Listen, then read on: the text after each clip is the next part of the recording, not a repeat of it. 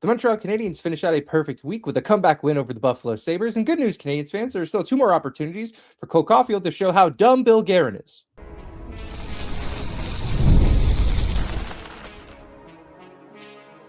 You are Locked On Canadiens, your daily podcast on the Montreal Canadiens. Part of the Locked On Podcast Network, your team every day.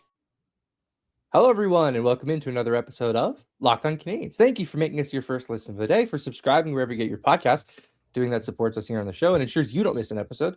And for making us here at Locked On, the #1 sports podcast network. We do really love saying that. Today's episode is brought to you by FanDuel. It's the last call for football on FanDuel. If you're a new customer, bet just $5 and get $200 in bonus bets if you win. My name is Ian Boisvert, also known as @MaybeIt'sIan, and I'm joined, as I always am, by Laura Saba, also known as the Active Stick. Laura, we looked at last week and said, this is going to be a tough week for the Canadiens.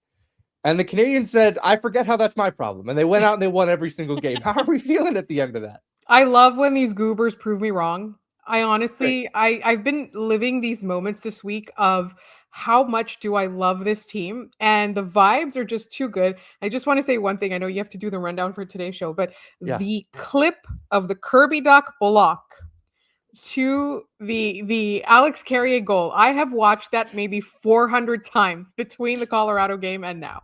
That's all I'm going to say. In our group chat, she did text Scott and I that she had during the Buffalo game. She was like, I have watched this so many times. So we're very much in our Canadiens feelings. Hey, look, we're going to talk about that game in Buffalo. Really one of the classic games of the year from the Canadiens. We'll talk about the week.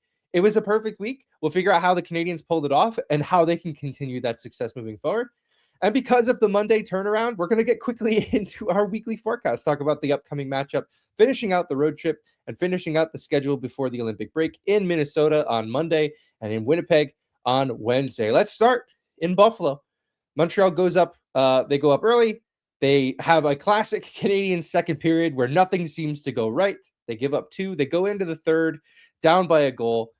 And Cole Caufield decided, I'm still Cole Caufield. He scores twice, including one where he was a net front presence on a deflection, which is not a way that he's scoring goals in new ways all the time, which I think has to be the scariest part about him. What was it about that win against Buffalo that you enjoyed the most?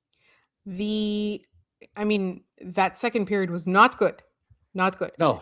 The way that they responded to that second period on the road, that for me was the big thing, because they did have, the long change, et cetera, et cetera. It's a road game. It's harder. I really was impressed with the way that they handled their own shortcomings. I also do want to say Jakub Dobes was spectacular. Again. Dude. I 36 for 38 for Jakub Dobes in that one against Buffalo. And especially if you go to Money Puck and you look at the deserve to win-o-meter, it says like Buffalo 80% or something like that. And I think it makes sense, but you have to take into consideration that most of that is coming from immediately after the Canadiens took the lead. Buffalo put their foot on the gas and they tried everything they could to tie the game, which it's fine. Those are moments of the game that still count, right? Like, I'm not discounting the stats. I'm just saying that's score effects. You expect them to push back at that point in the same way that you expect the Canadiens to push back in the third period, coming out of the intermission where they're down a goal. And Jakub Dobes was, it was still chaotic, but in a way that it felt like he was the reason it was chaotic. And he was forcing the issue. He was coming out to the top of his crease to make saves. He got some help from the iron. I know Tage Thompson hit the crossbar at some point late in the game. But look, I think that the Canadiens have their number 1 goalie right now, and it's Jakub Dobes. Yeah. I think this conversation is largely over, mostly because he has determined it's over. So there's 2 games left, and maybe we'll cover this a little bit more, but I'm curious, maybe in our weekly forecast, we could talk about who gets those games from a goaltending perspective. Because, yes, you can ride Dobes because there's 3 weeks off after that, and you don't expect him to have to do anything for that time. But like, maybe you want to get Montembeault into a game. I don't know. We'll cover that off when we get there. And then whatever we say, Marty will do the opposite. Correct. So it's not even worth it. What are some other? Obviously, Cole Caufield picks up 2 goals 31 and 32. Yeah. Who else was a standout performer in that one in Buffalo? Honestly, like, there were so many. We are going to talk about Kirby Dach a little bit. I know we're going to talk about him in the recap. Kirby Dach was magnificent. Nick Suzuki, 2 really strong games in a row. Yeah. Slavkovsky, right? Slavkovsky and Kapanen too. I really liked what I saw from them. And then from the defense, now I hope I'm remembering the right game. Yeah. I really do. I feel like Kane Gooley and Mike Matheson were pretty good, and Noah Dobson not too bad. Yeah, I want to talk about them in the weekly forecast or weekly recap because I think Marty pushed all the right buttons in those defensive pairs. Yep. I'm really excited to see this team come out of the Olympic break with what they've got going on there. Looking at Buffalo as well, one of the things I thought was really impressive from the Canadiens in this one was their penalty kill. Yeah. Especially because in the second period, they take 2 penalties in a row. They spent effectively 4 minutes in a row penalty killing. Mm-hmm. They give up a goal right at the end of that second penalty kill. And I don't know if I don't remember looking to see if it actually counted as a power play goal. It might have, it might not have.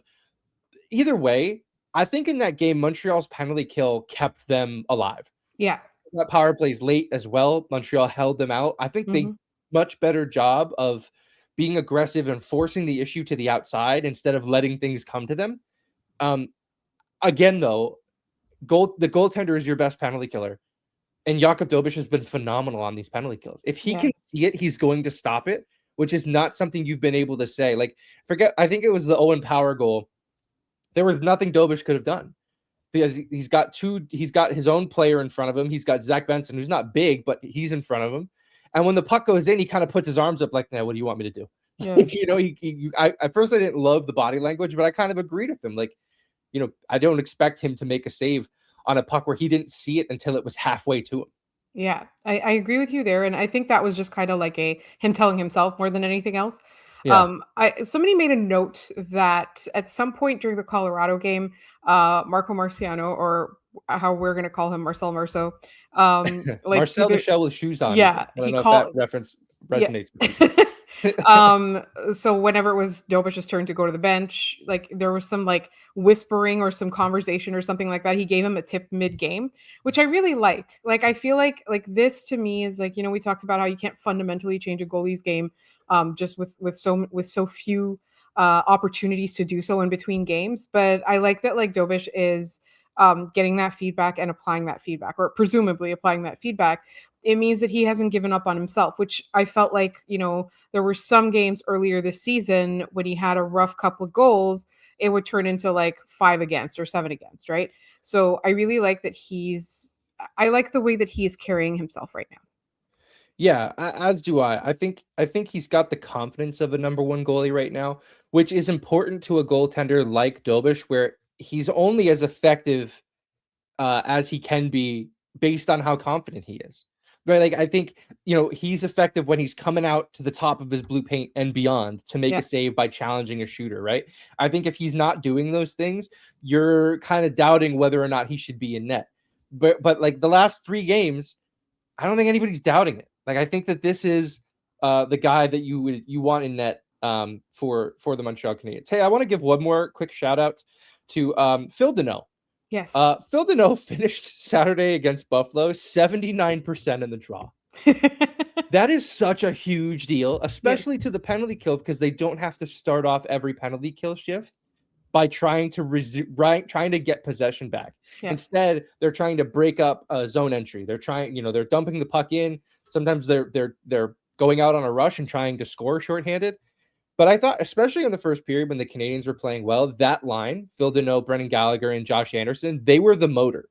Yes. They were getting the puck out of their own zone. They were spending time down low in Buffalo's zone. They were making things hard for the Sabres, which I don't think in the previous matchups the Canadiens did enough of. And I love Kent Hughes thinking about this. These guys don't forget how to play hockey, right? Phil Deneau did not forget who Phil Deneau was, right? Yeah. He knows the kind of player he is and what he's effective at. And it just didn't work in LA anymore. And instead he comes back to Montreal and he's fit right back into the Phil Deneau that we thought he was.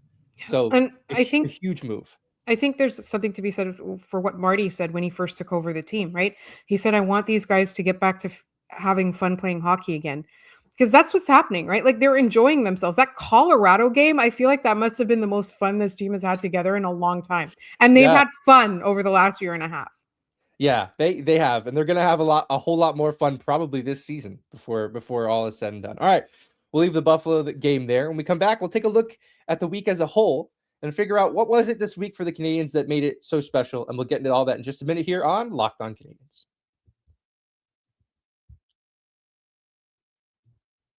There's nothing like being in an NBA arena. The crowd, the energy, the moment. Getting tickets, though, that part hasn't always been so simple. That's why Game Time has become the go-to app for scoring tickets fast without the hassle. It puts the advantage back where it belongs with the fans. Look, you pull up the Game Time app, you'll pick an opponent you'll pick an upcoming NBA game, and you'll have the tickets locked in within minutes. You'll love seeing the all-in price up front. I know I love that because then I get to check out and there's no surprise fees. I know exactly what I'm paying for these.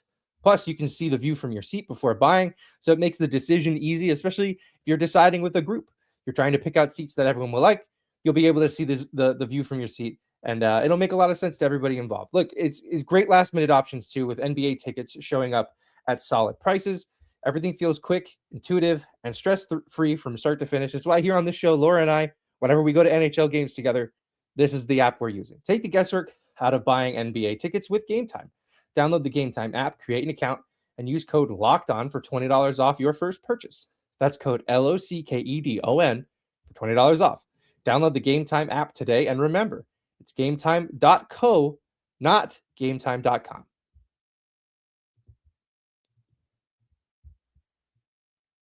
All right, we are back. Thank you, everybody, for making Locked On Canadiens your first listen of the day. And thank you for making Locked On the #1 sports podcast network. If you haven't already, go check out our new Everyday Club. You'll get access to an ad-free audio feed for Locked On Canadiens, compatible with all the major podcast apps, Apple Podcasts, Spotify. If you listen to it, you can get it on there. And you'll also get an invite to the members-only Locked On Everyday Club Discord server, which includes a group chat just for listeners of this show. I'm Discord literate, so come hang out with me in there. Go to lockedoncanadiens.supercast.com or check the link in the show notes to learn more. Laura, last week, we're doing our weekly forecast. We look at Vegas, Colorado, Buffalo, and we go, this is going to be a hard week for the Montreal Canadiens. Yeah. And the Canadiens said, I forget how that's my problem. And they went out there and they said, forget 4 out of 6, 6 out of 6. We're not leaving. There is nothing left on the table. And it's a week where they absolutely needed to have it. This was a big week for them, right? Yeah. What is it that you look back on this week and you'll remember this, you'll remember what happened and go, this is the reason why they were able to be successful against those 3 very good hockey teams? I'm going to save a few names. I think Jakub Dobes, one. For sure. Or, the decision to fire, whatever. The goaltending was one. Kirby Dach was another. I think he was a huge factor this week. And I feel like the Montreal Canadiens kind of have gotten to a point where last season and early this season, and for a lot of stretches this season, whenever there was a big moment, the Canadiens would let the moment get the best of them. Yep. I think they've matured enough and they have enough trust in their own talent and their own ability to play together to not do that anymore. Because I think for me, the Vegas one was a big moment because they'd had 3 losses in a row. Vegas Yeah, they just got their butts kicked in Ottawa. Yeah, that was the big one. Yeah. And so that was a big test. And then the Colorado was a big test because even though they are struggling right now, they are still the best team in the league by far. They have, right? They have incredible talent and they're just an incredible team. So I think for me, that was a big moment. And then the Buffalo one was a big moment because Buffalo's catching up to them in the standings and they show no signs of stopping, right? And the Canadiens themselves know what happened last year because they were that team last year. Yeah. So it's really I feel like they've gotten past a level of maturity and a level of trust and faith in each other that they're going to be able to meet the moment and overcome it. And finally, which I know you want to talk about for a little bit, is the defensive pairing shakeup. Yeah, look, I mean, let's start there. Going into the Colorado game, Marty does something that he's done before, which is when he has had Matheson and Gooley both at his disposal against tough matchups, he's put that pair together. Against Colorado, it made a lot of sense. Put together a shutdown pair.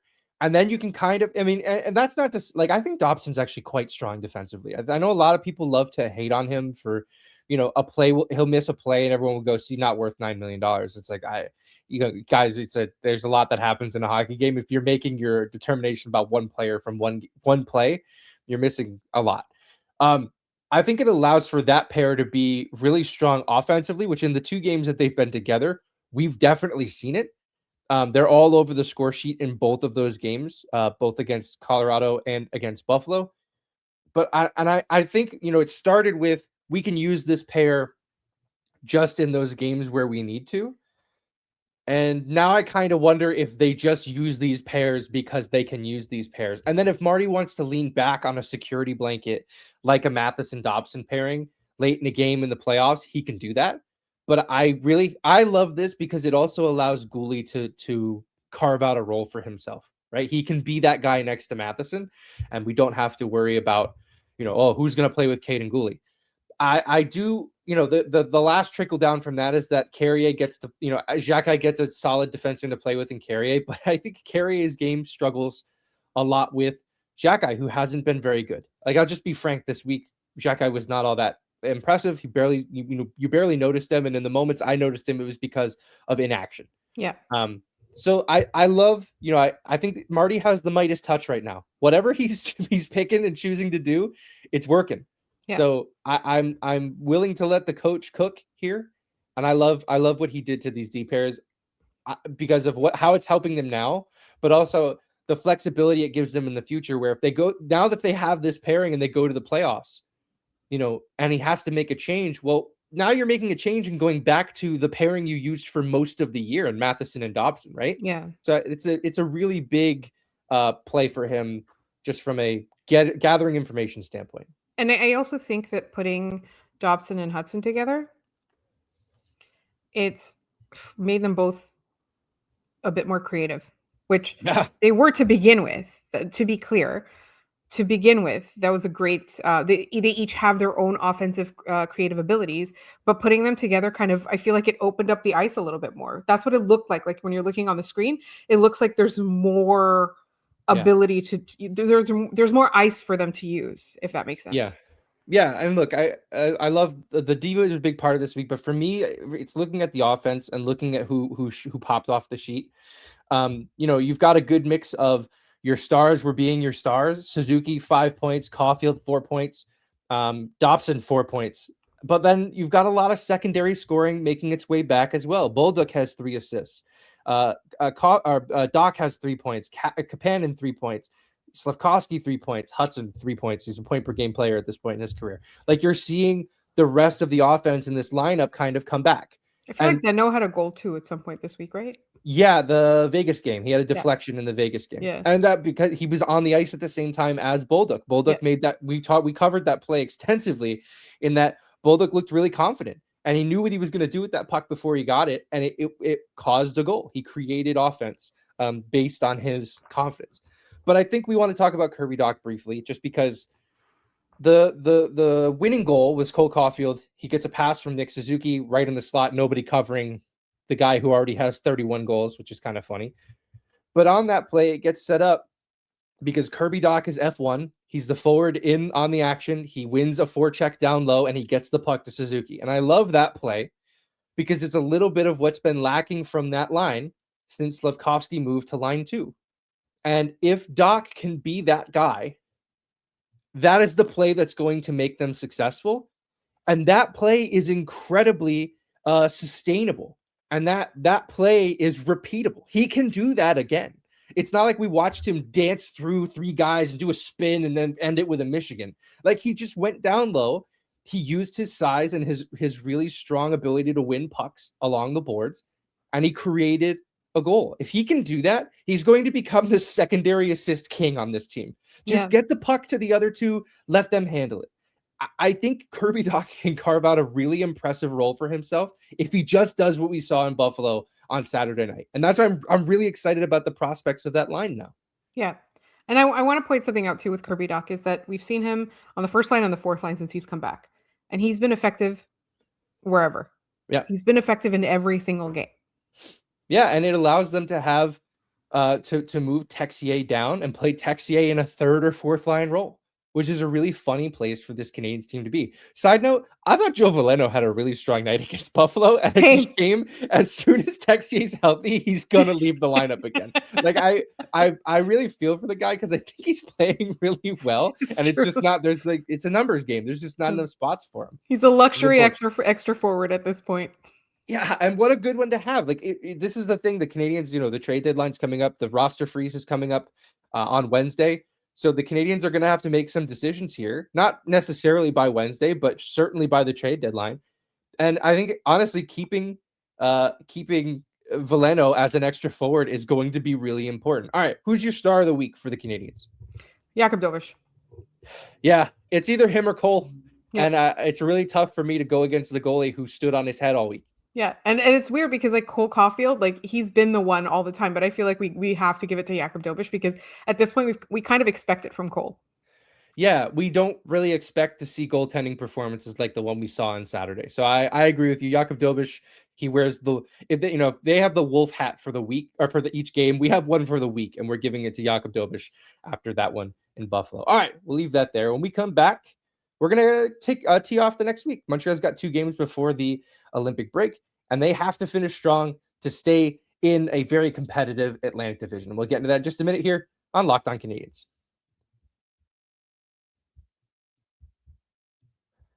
It's the last call for football on FanDuel. One final Sunday, one last kickoff, the final chance to get in on the action before the NFL season officially comes to a close. This is Super Bowl 60, and FanDuel is making sure you're right in the middle of it with a special offer just in time for the biggest game of the year.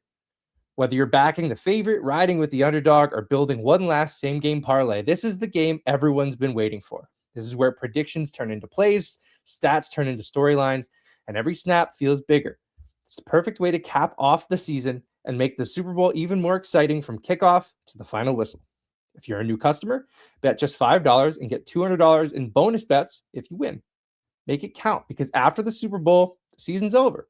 Last call for football on FanDuel, an official sportsbook partner of Super Bowl 60. Visit FanDuel.com to get started. All right, Laura, welcome back. We are back here. It is our weekly forecast. These Monday games, we always have to condense our week. It's like the NHL has a condensed schedule, and so do we here on Locked On Canadiens, because in a perfect world, your Tuesday episode is where we're kicking off our weekly forecast. We don't have that luxury right now. We have to do it today. Montreal heads out west here for their final 2 games before the break in Minnesota on Monday night. That is a 7:30 start, I believe. It is an Amazon Prime game, so note the late start. I believe Wednesday is also a later start because it's a Wednesday night game.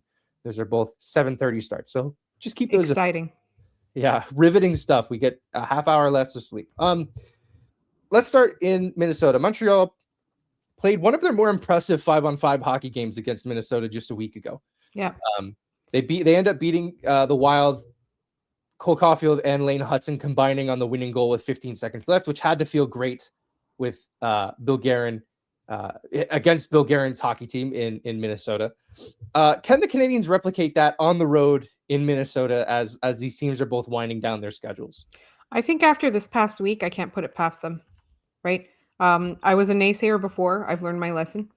I said that the game against Minnesota was a scheduled loss, and then I had to jump on and eat crow on YouTube and on TikTok. So I'm not going to count them out. I think, it is tough to win 5 games in a row. I'm not going to guarantee or anything that they can do it, but I think it's entirely possible.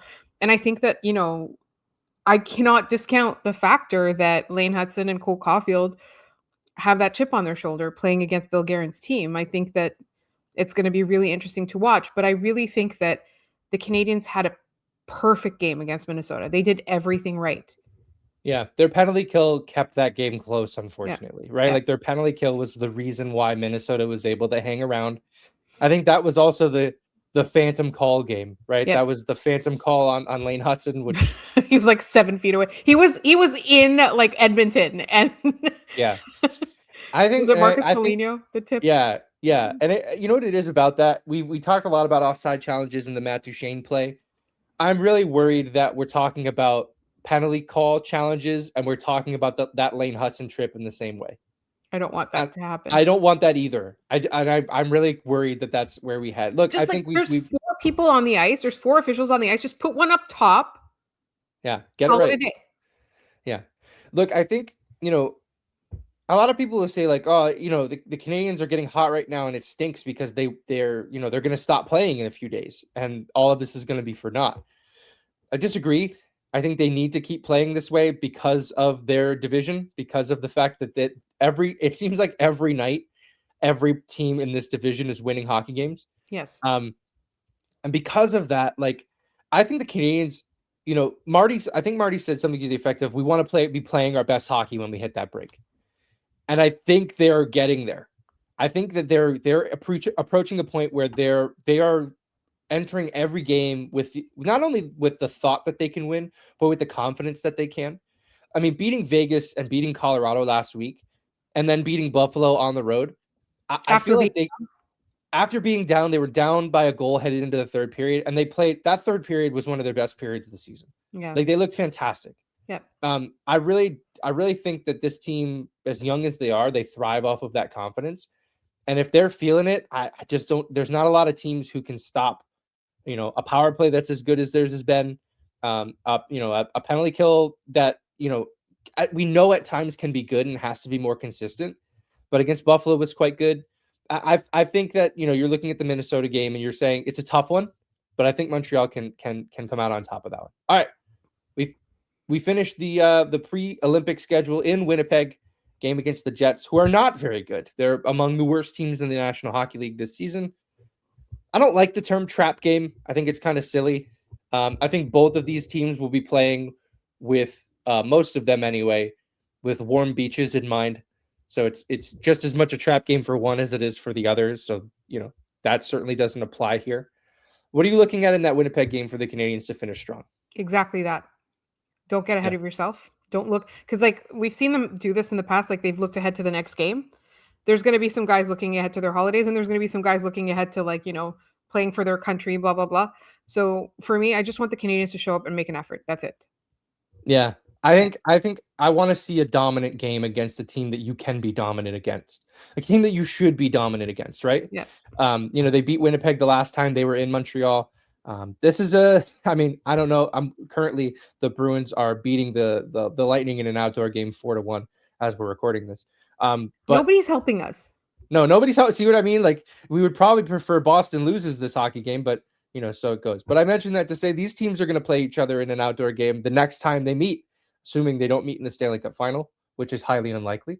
But not that you want to send a message, but they're going to play a marquee game against one another next year. I think the Jets want to win this one. It's the last game before the Olympics.